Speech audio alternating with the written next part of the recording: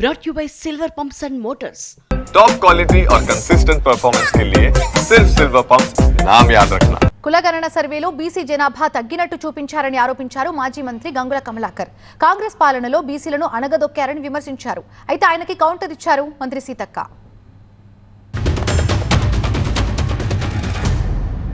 సుమారు 40 లక్షల తెలంగాణలో బీసీ జనాభాను మీరు కనుమరుగు చేసిండ్రు. ఇది ఎవిడెన్స్ రికార్డ్.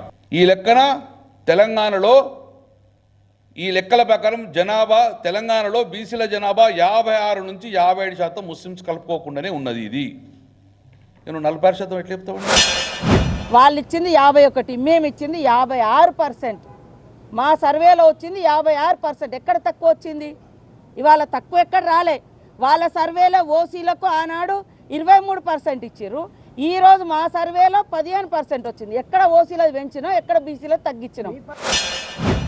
70 సంవత్సరాలు స్వతంత్ర భారతదేశంలో స్వతంత్రం వచ్చిన తర్వాత తెలంగాణలో కానీ దేశంలో పరిపాలించింది ఎక్కువ శాతం కాంగ్రెస్ పార్టీ. మా జాతులకు వెనుకబాటు కారణం కూడా కాంగ్రెస్ పార్టీ, ఈ కాంగ్రెస్ ప్రభుత్వమే. మమ్మల్ని మొత్తాన్ని కూడా తొక్కుపెట్టింది ఈ కాంగ్రెస్ ప్రభుత్వమే. ఇవాళ బీఆర్ఎస్ లీడర్లు ఇవాళ నీతులు మాట్లాడుతున్నారు. మీ ఇంట్లో ఒక ప్రెసిడెంట్గా ఉన్నారు, సీఎంగా ఉన్నారు, కనీసం వర్కింగ్ ప్రెసిడెంట్ కూడా గతి లేదు. బీసీలకు ఎందుకు ఇవ్వలేదు మీరు వర్కింగ్ ప్రెసిడెంట్? 20 ఏళ్ళల్లో కనీసం 20 ఏళ్ళల్లో బీసీ లీడర్లు ఎవరినైనా ఎదిగితే వాళ్ళని తొక్కి పడేసిర్రు. ఆల నరేందర్ లాంటి వాళ్ళని గెంటి పడేసిర్రు, విజయశాంతి వాళ్ళని నెట్టి పడేసిర్రు. మీ కుటుంబాన్ని మాత్రం మంచిగా నడుపుకున్నారు. మీకు మాట్లాడే అర్హత ఉందా? వాళ్ళు వెనుక ఎట్లా పోయి నిలబడుతుర్రో మా బీసీ సోదరులు కూడా ఆలోచించాలి.